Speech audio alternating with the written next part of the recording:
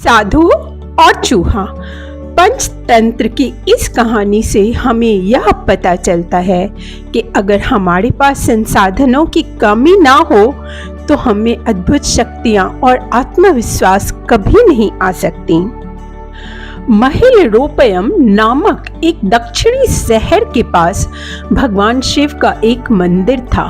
वहां एक पवित्र ऋषि रहते थे और मंदिर की देखभाल करते थे। वे भिक्षा के लिए शहर में हर रोज जाते थे और भोजन के लिए शाम को वापस आ जाते थे। वे अपनी आवश्यकता से अधिक जमा कर लेते थे ताकि बर्तन में डालकर गरीब मजदूरों में बांट जाते, जो बदले में मंदिर की सफाई करते थे और सजावट का काम किया करते थे। उसी आश्रम में एक चूहा भी अपने बिल में रहता था और हर रोज कटोरे से कुछ ना कुछ भोजन चुरा लिया करता था। जब साधु को एहसास हुआ कि चूहा भोजन चोरी करता है तो उन्होंने इसे रोकने के लिए सभी तरह की कोशिशें की। उन्होंने कटोरे को काफी ऊंचाई पर रखा ताकि चूहा वहां तक ना पहुंच सके। यहाँ तक कि वह छड़ी के साथ चूहे को मार भगाने की भी कोशिश की, लेकिन चूहा किसी भी तरह कटोरे तक पहुंचने का रास्ता ढूंढ ही लेता और कुछ ना कुछ भोजन चुरा लिया करता था।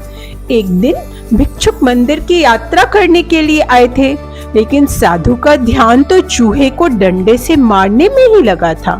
वे भिक्षुक से मिल भी नहीं पाए और भिक्षु ने इसे अपना अपमान समझ लिया।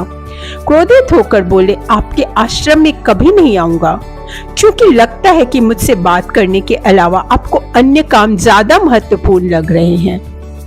साधु ने विनम्रता पूर्वक चूहे से जुड़ी सारी परेशानियों के बारे में भिक्षुक को बताया कि कैसे चूहा उनके पास से भोजन किसी ना किसी तरह चुरा ही लेता है।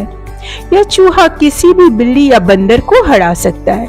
अगर बात मेरे कटोरे तक पहुंचने की हो तो मैंने हर तरह से कोशिशें की हैं, वो हर बार किसी ना किसी तरह से भोजन चुरा ही लेता है।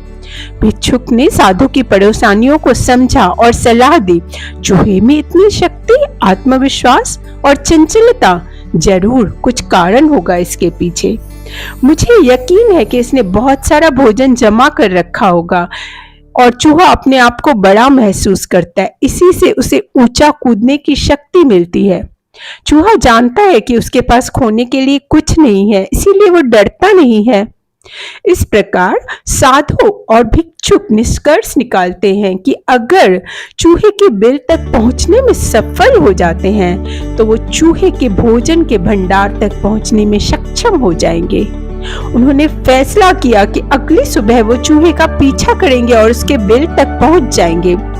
अगली सुबह वो चूहे का पीछा करते हैं, उसके बिल के प्रवेश द्वार तक पहुंच जाते हैं। जब वो खुदाई शुरू करते हैं तो देखते हैं कि चूहे ने अनाज का एक विशाल भंडार जमा कर रखा है। फौरन ही साधु ने सारा चुराया गया भोजन एकत्र किया और मंदिर में ले गए। वापस आने पर अपना सारा अनाज गायब देखकर चूहा बहुत दुखी हुआ। उसे इस बात से गहरा झटका लगा कि उसने सारा आत्मविश्वास खो दिया। अब चूहे के पास भोजन का भंडार नहीं था, फिर भी उसने फैसला किया कि वो रात को कटोरे से भोजन चुराएगा। लेकिन जब उसने कटोरे तक पहुंचने की कोशिश की तब वह धड़ाम से नीचे गिर गया।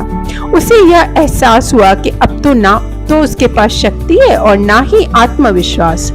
उसी समय साधु ने भी छड़ी से उस पर हमला किया। किसी तरह चूहे ने अपनी जान बचाई और भागने में कामयाब रहा। फिर वो वापस कभी मंदिर नहीं आया।